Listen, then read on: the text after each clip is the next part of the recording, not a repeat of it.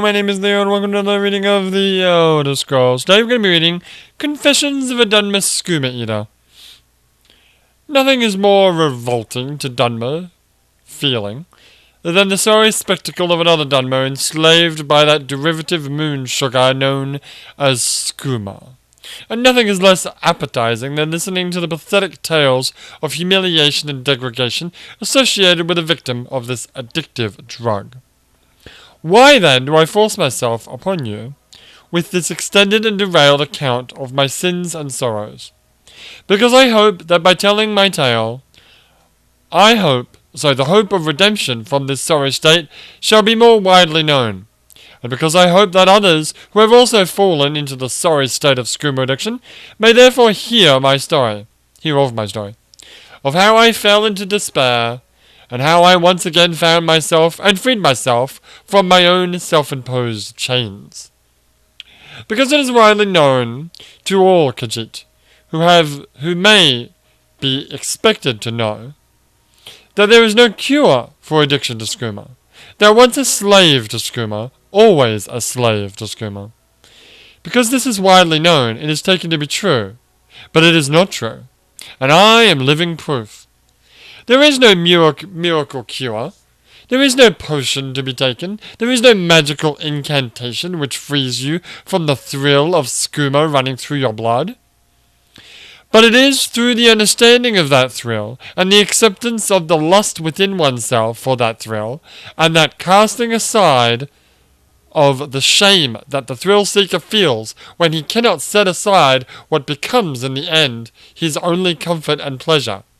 It is through this knowledge and understanding that the victim comes to the place where choices may be made, where despair and hope may be separated.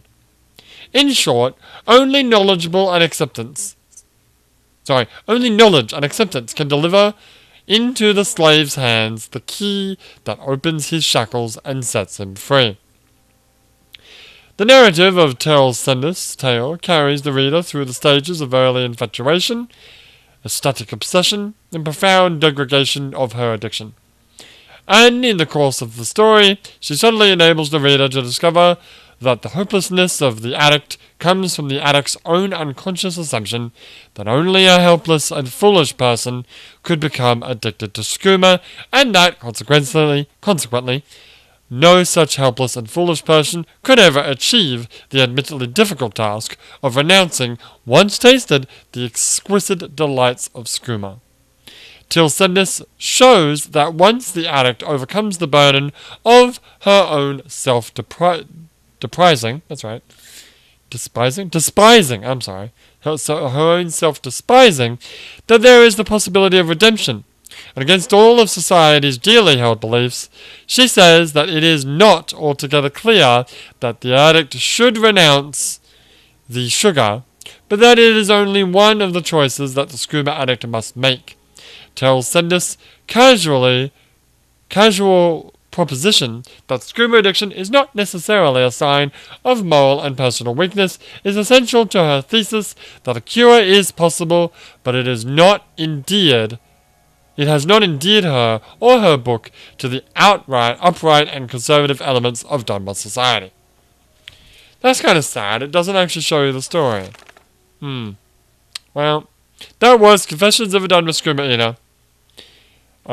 Presumably by Sendis. That name sounds familiar.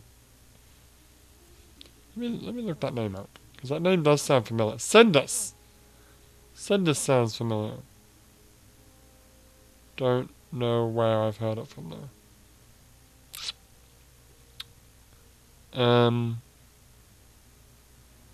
Tilsesendas.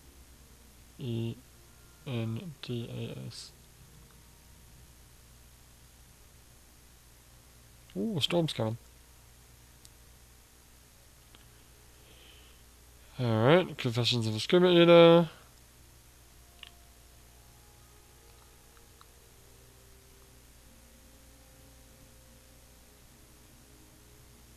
Nope, it would appear as though it's not a person. Oh, never mind.